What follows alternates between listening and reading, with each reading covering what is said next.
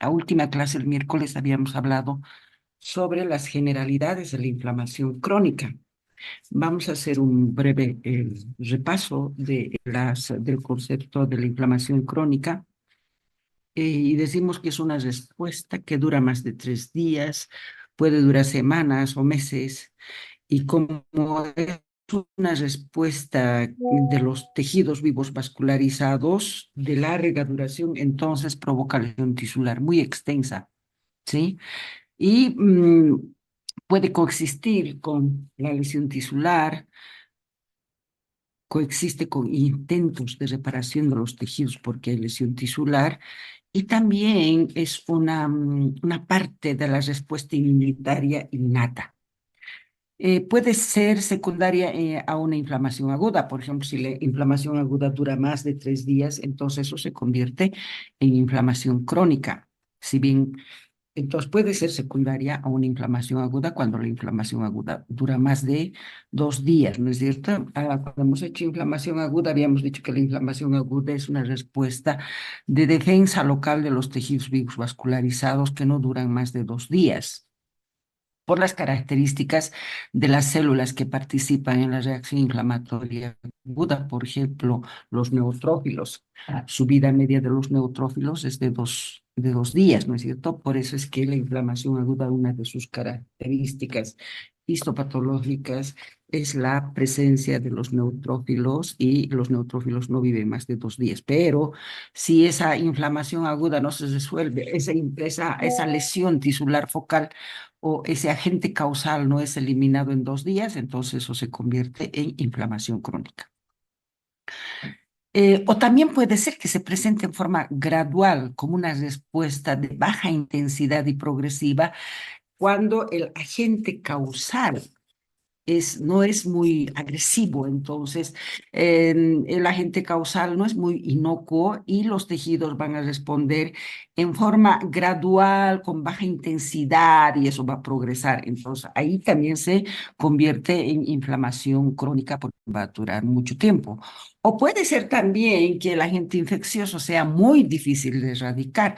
En esos casos, entonces, la inflamación es crónica, porque como es difícil de erradicar, como el bacilo de la tuberculosis, entonces ahí también va a durar la reacción inflamatoria de meses, años. Entonces estamos frente a la inflamación crónica.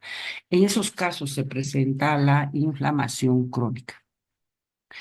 Analizaremos infecciones persistentes, cuáles son esas infecciones persistentes que nos van a llevar a hablar de inflamación crónica. Los microorganismos difíciles de erradicar, ¿cuáles son?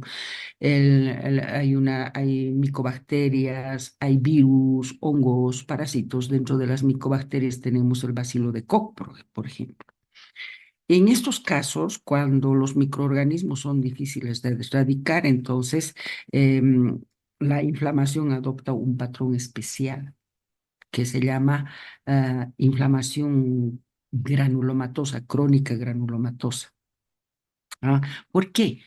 Porque este tipo de enfermedades inflamatorias crónicas con agentes causales difíciles de erradicar y además que se forman granulomas en los tejidos, entonces estamos frente a una inflamación crónica característica que se llama inflamación crónica granulomatosa. ¿A qué llamamos inflamación crónica granulomatosa?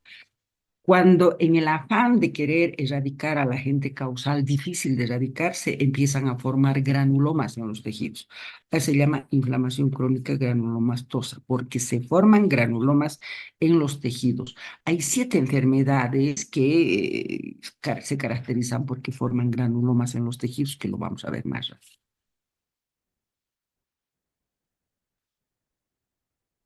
También podría ser que las enfermedades crónicas se presenten en exposiciones prolongadas frente a agentes muy tóxicos que podrían ser exógenos o endógenos. Dentro de los exógenos, por ejemplo, ya hemos visto el sílice habíamos visto como un mineral que A través de la respiración, los mineros meten estas partículas de sílice hasta el pulmón. Entonces, en el parénquima pulmonar son reconocidos por los macrófagos, las pueden fagocitar, pero no tienen las enzimas que puedan degradar esto, entonces se quedan ahí como partículas exógenas difíciles de erradicar y eso nos va a llevar a una reacción inflamatoria crónica. También tenemos algunas sustancias endógenas que nos van a llevar a una inflamación crónica porque también es difícil de poder erradicar. Por ejemplo, los depósitos de colesterol, cuando estamos hablando de la arteriosclerosis, ahí también tenemos inflamaciones crónicas.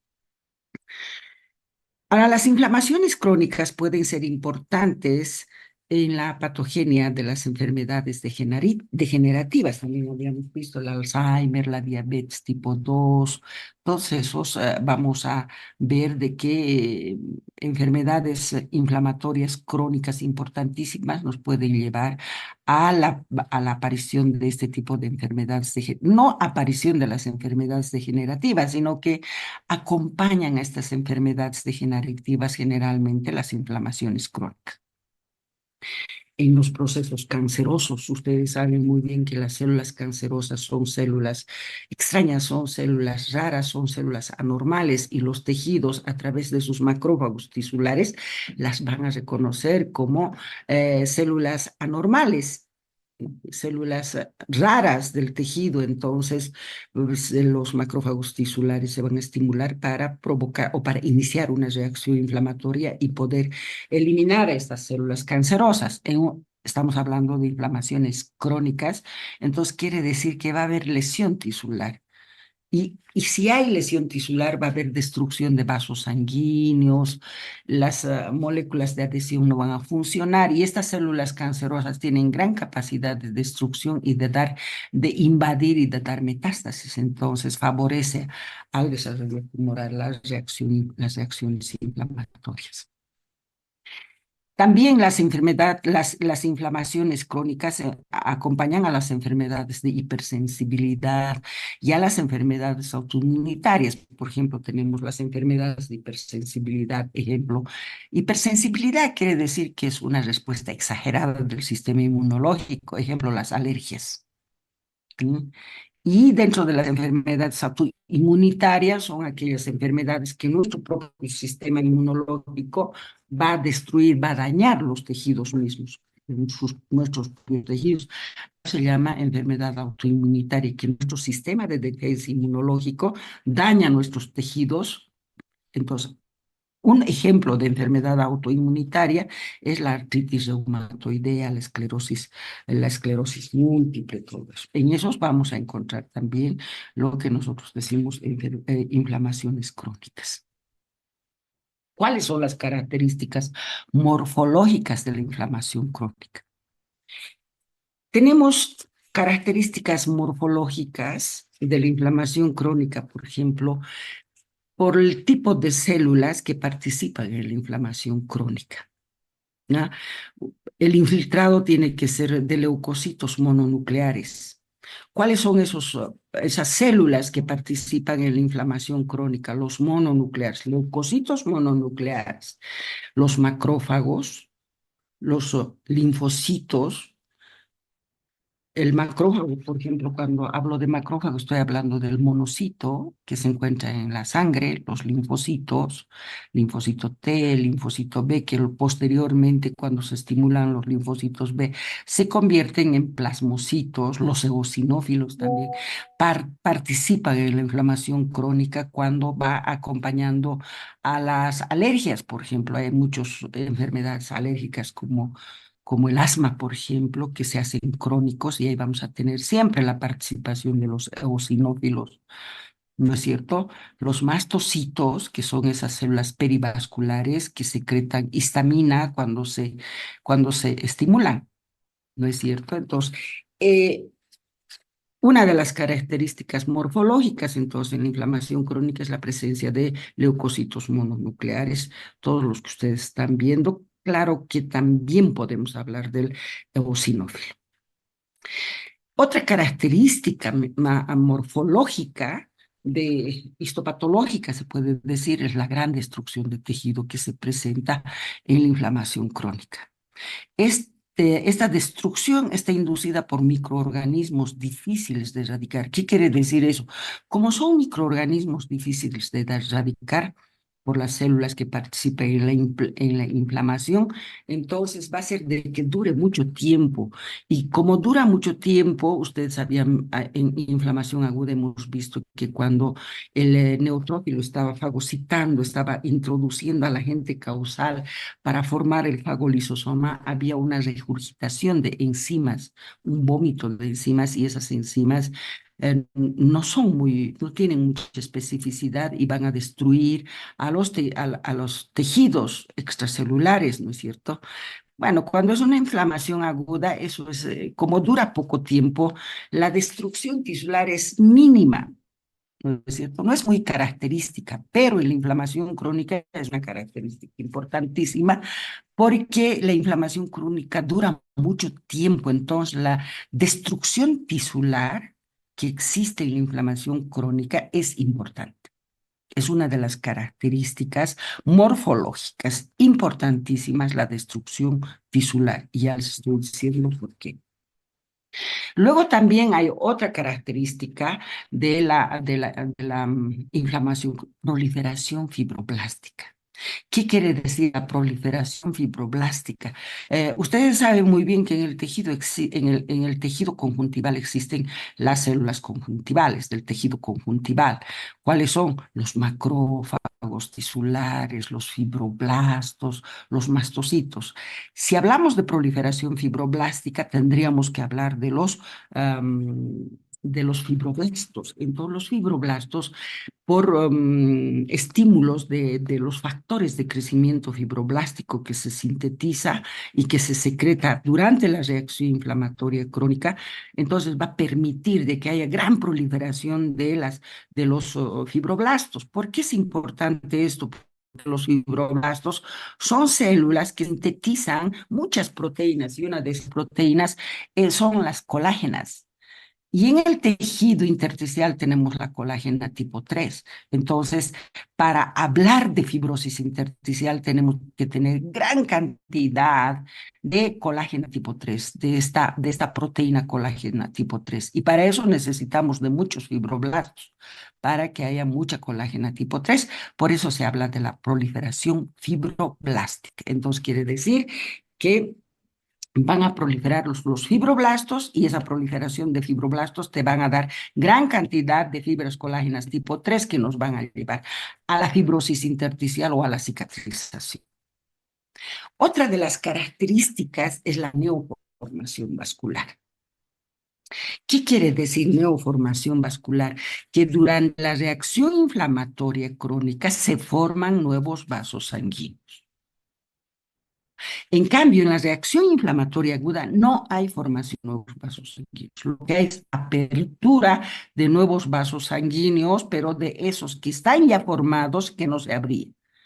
En cambio, en la inflamación crónica, una característica importantísima es la formación de nuevos vasos sanguíneos durante la reacción inflamatoria. Y estos nuevos vasos sanguíneos que se forman es a partir de los vasos sanguíneos preexistentes en los tejidos normales adyacentes a donde se está realizando la reacción inflamatoria. Entonces, a partir de esos vasos sanguíneos existentes normales, se van a formar los nuevos vasos sanguíneos. A eso se llama neoformación vascular. Y por supuesto, ya les decía, en inflamación, en las características de la inflamación, que es una reacción de defensa local que se produce en los tejidos vivos vascularizados para eliminar al agente causal, y paralelamente también se instalan el otro mecanismo de reparación de los tejidos, de curación de los tejidos. Entonces, se instala la reacción inflamatoria y se instalan los procesos reparativos, que es otro. No hay que confundir como si fuera inflamación, igual que reparación de los tejidos. Son dos cosas diferentes, pero que van paralelos unos a otros. Por eso es que se dice intentos de curación del tejido por sustitución, dice. Vamos a ver eso cuando lleguemos. Y aquí he puesto cicatrización o fibrosis. Entonces, la inflamación crónica siempre se cura por sustitución. Después vamos a ver por qué. Bien, esas son las características clínicas, características histopatológicas de los tejidos, la participación de las células, todo eso de la inflamación crónica. Vamos a ir a ver cuál es el papel importantísimo que realizan los macrófagos tisulares.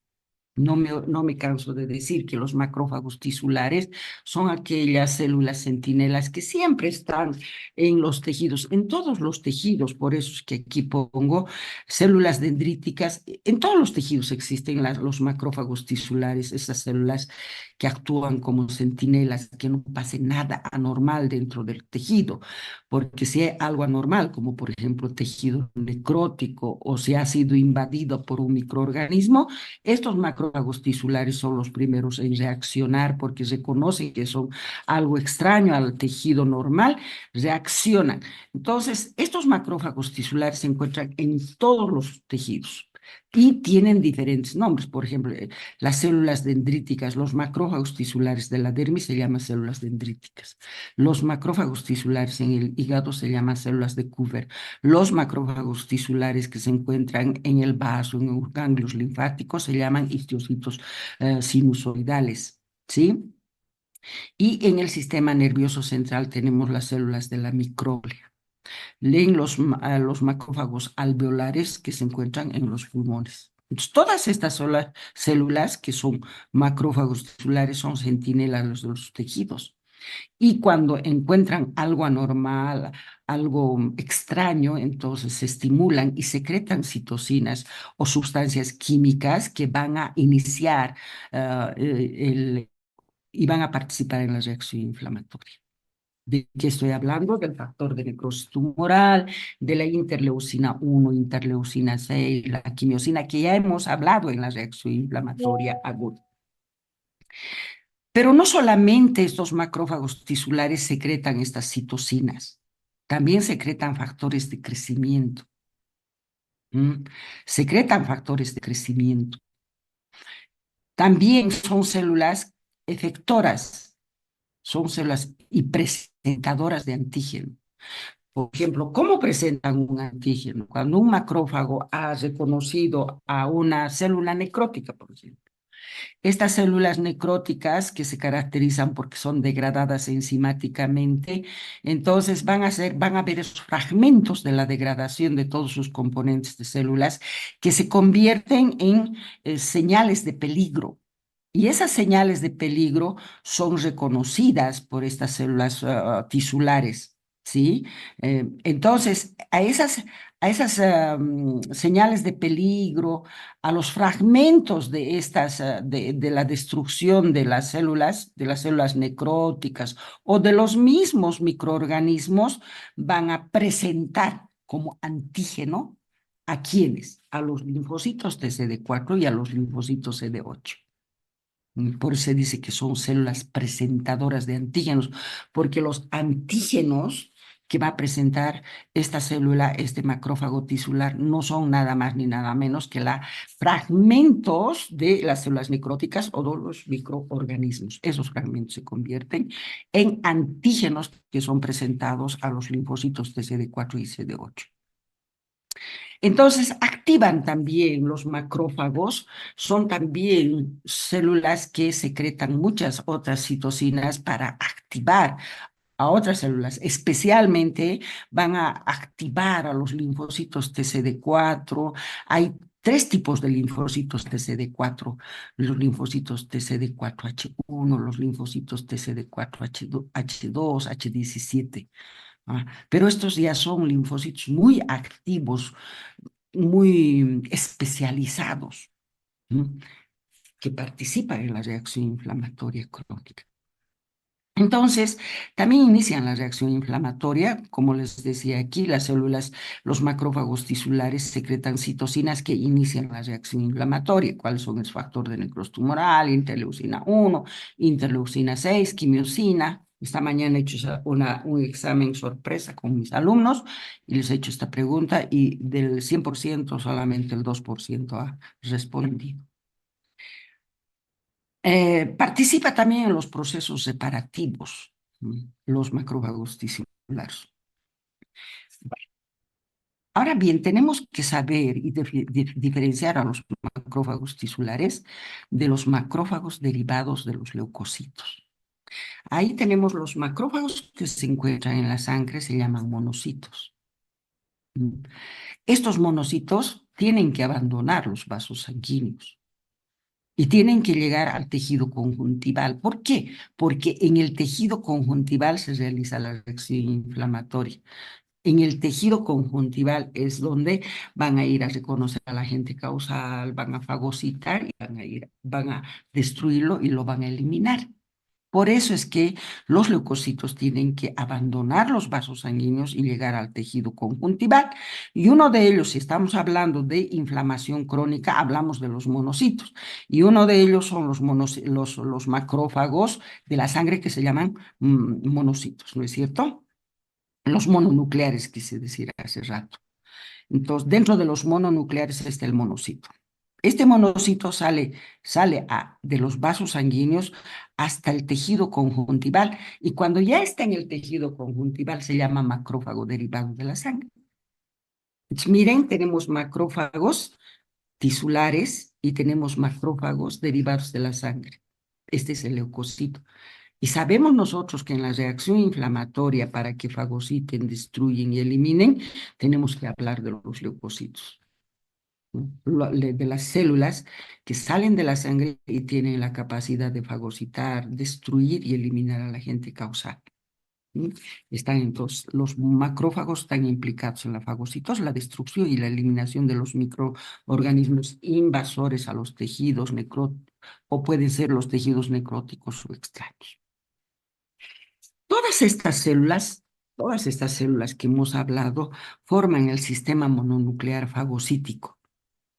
Ese sistema mononuclear fagocítico mantiene los tejidos normales.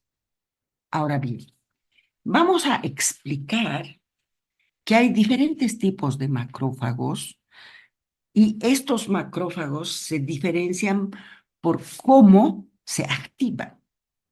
Entonces hay macrófagos que se activan por la vía clásica y hay macrófagos que se activan por la vía alternativa. Aquí está. Perdón.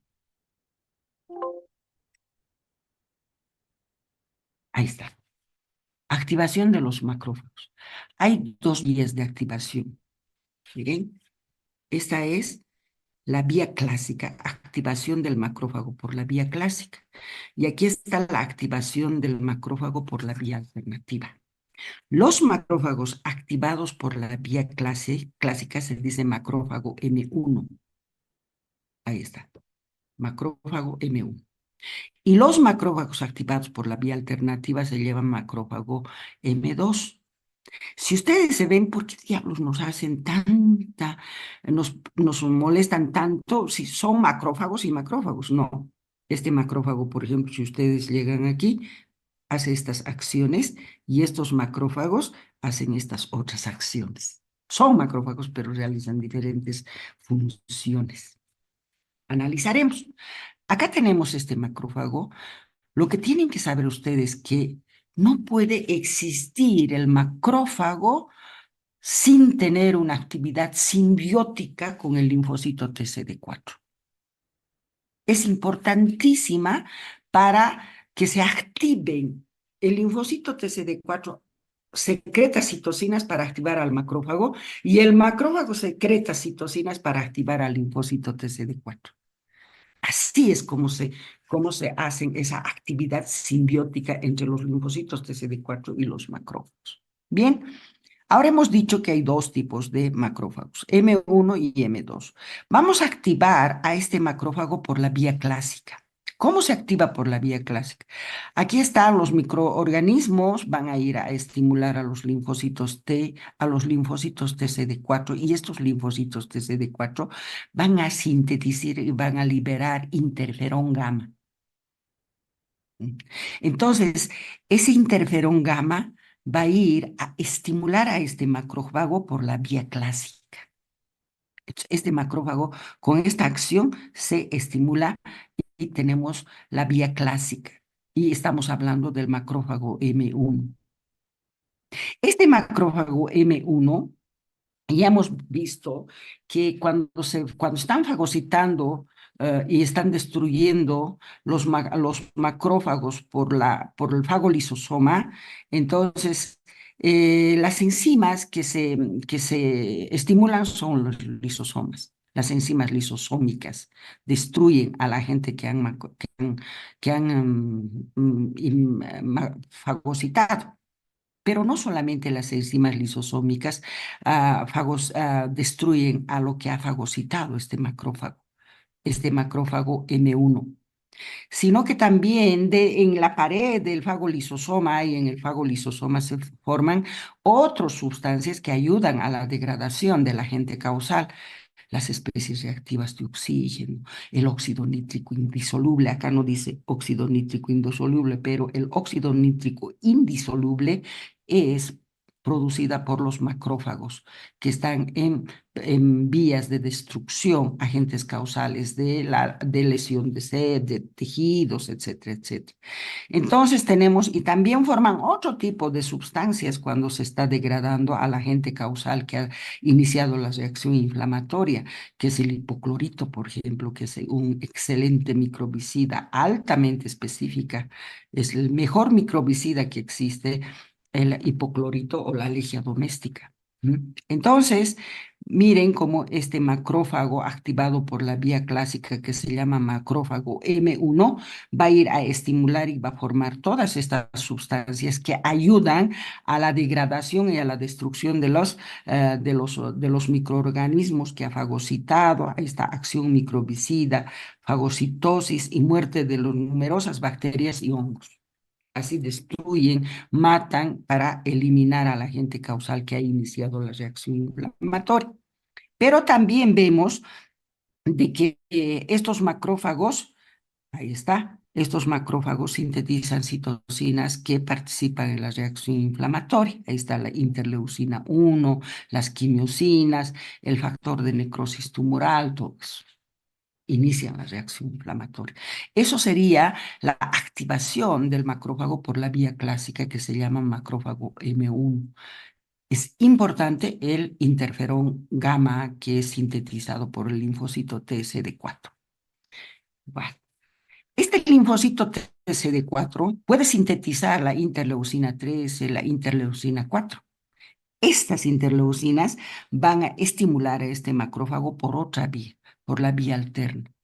Y el resultado es el macrófago M2. Sabe muy bien, el macrófago M2 es estimulado por la vía alternativa y para eso actúan estas citocinas producidas por los linfocitos TCD4.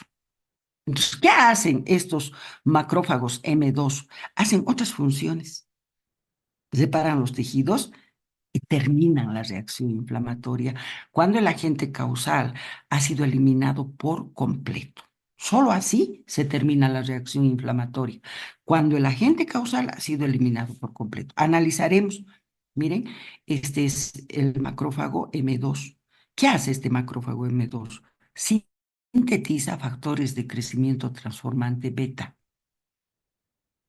y también sintetiza interleucina 10. ¿Qué hace el factor de crecimiento transformante beta? Reparación de los tejidos por fibrosis. Este factor de crecimiento transformante beta va a permitir de que proliferen los fibroblastos y los fibroblastos van a sintetizar muchas fibras colágenas que nos van a llevar a la fibrosis, curación por sustitución o a la cicatrización. Y por el otro lado, también el factor de crecimiento transformante beta actúa como antiinflamatorio. O sea, una vez de que el agente causal ha sido eliminado por completo, este factor transformante beta va a terminar la reacción inflamatoria. ¿Cómo? Neutralizando, neutralizando y eliminando, por ejemplo, las citocinas. ¿Mm? Igual, la interleucina 10 también es un antiinflamatorio.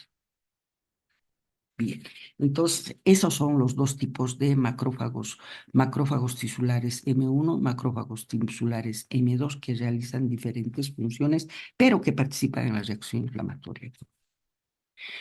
Analizaremos el papel de los linfocitos T. Hace rato me han escuchado hablar los linfocitos T que actúan simbióticamente con los macrófagos, etc. Entonces, por eso es que vamos a analizar ahora los linfocitos T. Estos linfocitos T secretan citocinas. Miren, secretan citocinas que actúan sobre los macrófagos y estos macrófagos también secretan otras citocinas que activan a los linfocitos TCD4. Esta interacción bidireccional entre el linfocito TCD4 y los macrófagos tienden a amplificar y prolongar la reacción inflamatoria. Claro, están sintetizando citocinas, ¿no es cierto? Los linfocitos sintetizan citocinas para activar a los macrófagos también sintetizan citocinas para activar a los linfocitos, etc. Entonces, esta actividad de simbiosis entre el linfocito T y el macrófago va a terminar cuando el agente causal ha sido eliminado por completo y el factor transformante beta va a ser de que termine la reacción inflamatoria. Bien, entonces, existen tres tipos de linfocitos TCD4. ¿Por qué? Porque cada tipo de linfocito TCD4 secreta diferentes citocinas y cada citocina genera diferentes tipos de inflamación. Vamos a ver, el linfocito T CD4H1, el linfocito T CD4H2 y el linfocito T CD4H17. Todos estos son linfocitos TCD4, H1, H2, H17. ¿Qué hacen los linfocitos TSD4H1? Secretan citocinas como el interferón gamma. ¿Y qué hacen los interferones gamma? Activan a los macrófagos por la vía clásica. Entonces estamos hablando del macrófago M1. Los linfocitos TSD4H2 secretan interleucina 4, 5, 10. ¿Qué hacen? Activan a los macrófagos por la vía alternativa. Entonces estamos hablando del macrófago M2. ¿Qué hacen esos? Reclutan y activan a los eosinófilos, pero también van a permitir la secreción del interferón, del factor transformante beta, y que van a permitir la finalización, la interleucina 1, la interleucina 10 que actúa como antiinflamatorio. ¿Ah? El factor de crecimiento transformante beta también participa en la inflamación crónica. ¿Por qué? Porque va a inducir a la proliferación fibroblástica y esta nos va a inducir a la mayor cantidad de fibras colágenas que nos lleva a la fibrosis y a la cicatrización. La interleucina, perdón, el leucocito, el linfocito TCD4 H17 secreta la citocina, la interleucina 17. ¿Qué hace la interleucina 17? Induce a una reacción quimiosina que son responsables del reclutamiento de neutrófilos y monocitos. ¿Mm? Bien, los linfocitos TCD4, H1 y H17 actúan sobre bacterias, virus y enfermedades autoinmunitarias. En cambio, los linfocitos TCD4H2 actúan sobre los parásitos y enfermedades alérgicas porque van a ir a estimular a los eosinófilos y a los mastocitos. Este es un esquema más práctico para que entiendan sobre lo que he hablado hasta ahora, muy teóricamente. Papel de los linfocitos T, este es el linfocito T, ¿sí? Este linfocito T se ha estimulado, ¿no es cierto? Miren cómo es Es un círculo vicioso. Este linfocito no puede existir sin el macrófago y el macrófago no puede existir sin el linfocito T. Entonces aquí tenemos el linfocito T, ¿no es cierto?, que se ha activado por estas citocinas. Este es el macrófago activado y ha secretado estas citocinas, activado al linfocito T. Este linfocito T, generalmente cuando estamos hablando de estimulación de linfocitos, decimos el linfocito T virgen que se encuentra en el bazo. Entonces, cuando llega un antígeno, ese linfocito T se activa y se convierte en linfocito T, se activa y se convierte en linfocito TCD4, en linfocito TCD8. Pero estos linfocitos, en una segunda exposición, se van a diferenciar más, se van a especializar más. Entonces, linfocito TCD4 va a ser H1, linfocito TCD4, H2, H17, entonces son mucho más especializados. De eso se trata cuando hablo de la activación de los linfocitos T hasta convertirse en los linfocitos T activados H1, H17. Estos linfocitos T activados son linfocitos TCD4, H1, H17, ¿no es cierto? Van a activar activan más a los linfocitos T. Y estos linfocitos T, ¿qué van a hacer? Estos linfocitos TH2, H17, va a permitir que secreten interleucinas y factor de necrosis tumoral. Ustedes saben muy bien que el factor de necrosis tumoral es el que ayuda al reclutamiento de los leucocitos en la reacción inflamatoria. Ahí está, entonces se va a reclutar estos linfocitos, estos neutrófilos, estos macrófagos para la reacción inflamatoria. Como estamos hablando de inflamación crónica, nos quedaremos con los monocitos que han abandonado los vasos sanguíneos, entonces estamos frente a un macrófago de origen leucocitario que que está llegando hacia el lugar donde se encuentra el agente causal de la reacción inflamatoria. Bien, pero también suponiendo que el agente causal es difícil de erradicar, entonces este linfocito que ha sido activado por el factor de necrosis tumoral, todo eso, no puede este macrófago activado por estos, es muy débil. No puede erradicar al agente causal difícil de erradicar. Entonces, ¿qué hace este linfocito TCD4? Entonces dice, ese es un agente causal difícil de erradicar, suponiendo que es un bacilo de la tuberculosis, entonces secreta interferón gamma. Este interferón gamma va a permitir que este macrófago que no ha podido eliminar al agente causal, vamos a decir el macrófago fracasado en su primer intento de querer eliminar al bacilo de Koch y no ha podido, entonces le dice el linfocito, tú eres un inútil, por lo tanto, a ver, con esta citocina, a ver si vas a poder. Entonces, el interferón gamma va a actuar sobre este macrófago y este macrófago va a cambiar, va a adquirir más citoplasma, el núcleo se va a hacer mucho más alargado. Entonces, ese macrófago tisular, que en primera instancia ha fracasado para eliminar al agente causal, como el bacilo de Koch, este macrófago es modificado, se modifica porque adquiere más citoplasma, su núcleo se hace más alargado y parece una célula epitelial, pero en realidad no es una célula epitelial morfológica, no mente nomás parece una célula epitelial. Sigue siendo macrófago. Entonces, a eso se llama célula epitelioide. Y esta célula epitelioide es mucho más eficiente que un macrófago simple. ¿Mm? La presencia de estas células epitelioides, por ejemplo, en los granulomas, permite decir que es un granuloma. Pero eso después vamos a ver, pero ya más o menos ya saben cómo se forman las células epitelioides. ¿No es cierto? Bueno, se activación de los macrófagos por la vía clásica, ¿no es cierto? Bueno, aquí tenemos, si es por la vía clásica, ahí está. esta vía clásica, entonces va a dar todos estos, va a participar en la eliminación del agente causal. Miren, entonces este macrófago por la vía clásica va a hacer de que se estimule y va a iniciar la reacción inflamatoria con la síntesis de factor de necrosis tumoral, interleucina, entonces que va a dar reclutamiento leucocitario, pero que inicia la reacción inflamatoria. Por eso es que decimos que estas citocinas son, no vamos a decir que son exclusivas de la inflamación aguda, pero la inflamación aguda es de instalación inmediata y no dura más de 2 días, ¿no es cierto? Y si dura más de 2 días se convierte en inflamación crónica. Entonces también podemos hablar en la inflamación crónica de los factores de necrosis tumoral y la interleucina 1. Bien, pero el macrófago, este macrófago activado, también secreta citocinas.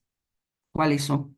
Interleucina 12, interleucina 6, interleucina 23, que estimulan al linfocito T. ¿Para qué? Para que se convierta en linfocito T CD4, CD8, y después más estimulación, entonces vamos a tener linfocito T CD4H1, H2, H17, que van a realizar diferentes funciones. Así se activan los macrófagos y los linfocitos. Bien, y hemos visto cuáles son el papel de los macrófagos activados por la vía clásica y activados por la vía alterna. Voy a ir otra vez. Los activados por la vía clásica, que está aquí, miren, hacen destrucción y eliminación del agente causal. En cambio, los macrófagos activados por la vía alterna reparan los tejidos y realizan efectos antiinflamatorios. Bien. Ahora vamos a ver el papel de los linfocitos B, que también participan en la inflamación crónica. Los linfocitos B, vírgenes que se encuentran en el vaso, cuando se ponen en contacto con los antígenos, se estimulan. Y al estimularse tienen que madurar y se convierten en células plasmáticas. Estas células plasmáticas son las células que sintetizan y secretan anticuerpos o inmunoglobulinas que participan en la inflamación.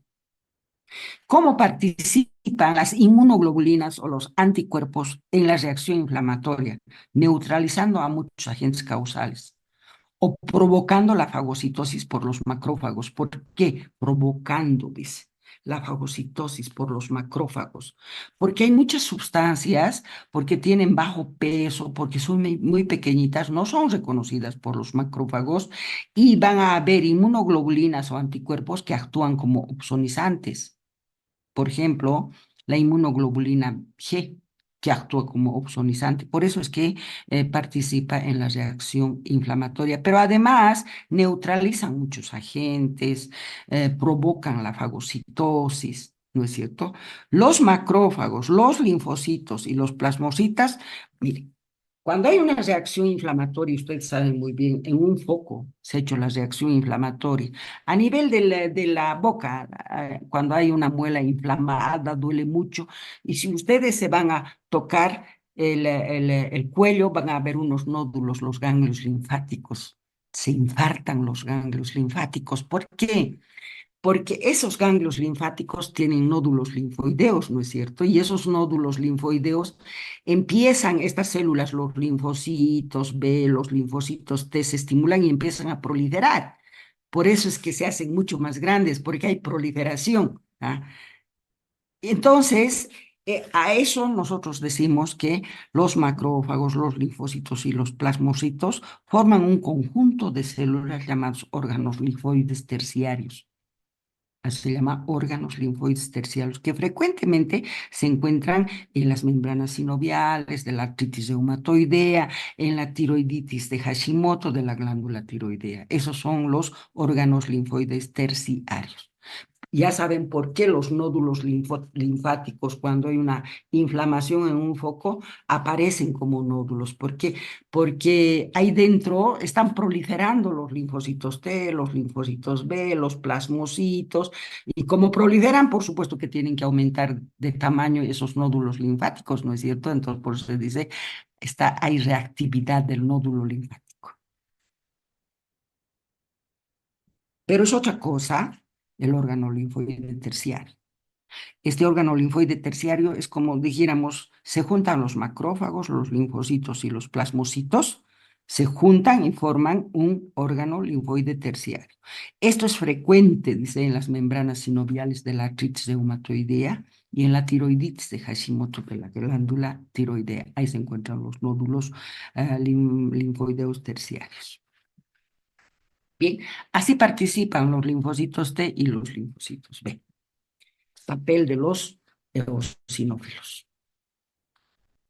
También los eosinófilos participan en las reacciones inmunitarias. Y muchas reacciones inmunitarias están acompañadas de reacción inflamatoria, aguda o crónica. Pero estos eosinófilos que participan en reacciones inmunitarias, la reacción inmunológica es otra cosa. Y la reacción inflamatoria es otra cosa. Pero hay muchas enfermedades inmunológicas que van acompañadas de la reacción inflamatoria. Las alergias, por ejemplo. Ahí diríamos, sí, en las alergias, cuando las alergias duran poco tiempo, entonces hay una reacción inflamatoria aguda. Pero si dura mucho tiempo, como el asma, va a estar acompañada de una reacción inflamatoria crónica, ¿no es cierto? Entonces, ahí vemos el papel de los eosinófilos, dice, en las reacciones inmunológicas. El papel de los eosinófilos está mediada por la inmunoglobulina E. Contiene la proteína básica principal, la inmunoglobulina, los eosinófilos, perdón. Contiene la proteína básica principal. Esta proteína básica principal que es muy tóxica para los parásitos. Por eso es que actúa en la reacción alérgica, los eosinófilos. No actúan porque les da la gana, sino porque tienen que tener una actividad específica en los tejidos. Entonces ya sabemos que los eosinófilos participan en las reacciones inmunológicas que están acompañadas de inflamación. ¿Y por qué? Porque los eosinófilos tienen la proteína básica que son muy tóxicas para los parásitos y hay muchos parásitos que nos van a provocar reacciones alérgicas. La eutoxina, que deriva de las células epiteliales y de algunos leucocitos, es la responsable del reclutamiento de eosinófilos. Miren, eutoxina, eosinófilos. Entonces, ¿cómo se reclutan los eosinófilos? Gracias a la eutoxina, que son secretadas por células epiteliales y por algunos leucocitos. Así actúan los eosinófilos. Vamos a ver el papel de los mastocitos, que son esas células del tejido conjuntival perivascular. Participan también en la inflamación aguda y crónica de las reacciones alérgicas. ¿Por qué? Porque los mastocitos son aquellas células que siempre tienen en su citoplasma formada la histamina. Pero cuando no están estimuladas, esta histamina se encuentra en la parte central de la célula. Y cuando se estimula, generalmente, ¿quiénes estimulan a los mastocitos? El complemento C3A, el complemento C5A, que son anafilácticas, esas van a ir a actuar sobre la célula, los mastocitos, ¿para qué? Para estimular a los mastocitos. Y cuando los mastocitos se estimulan, van a hacer de que su histamina, que se encuentra en la parte central de la célula, migre hacia la periferia para ser eliminada. A eso se llama degranulación mastocitaria.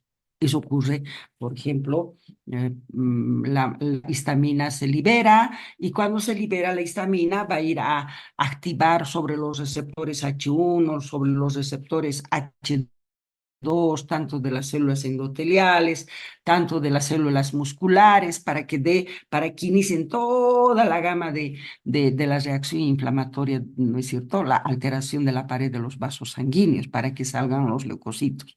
Entonces, participa también en las inflamaciones agudas y crónicas de las reacciones alérgicas. ¿Por qué? En su superficie, los mastocitos, les decía que tienen receptores para el complemento C5A, C3A, pero también tienen receptores para la inmunoglobulina E. Esta inmunoglobulina E entonces va a ir a ser hasta el mastocito, va a ser reconocida por su receptor de superficie y ¿qué va a hacer? Va a estimular también al mastocito y se va a hacer la degranulación mastocitaria que consiste en la liberación de la histamina y de las prostaglandinas. Libera la histamina y la histamina va a ir a actuar sobre la pared de los vasos sanguíneos de la microcirculación a nivel de las células endoteliales, a nivel de las células musculares lisas. Mm. Bien, células que participan en la inflamación crónica. Aquí están los linfocitos, células linfocitos. Aquí están las células plasmáticas.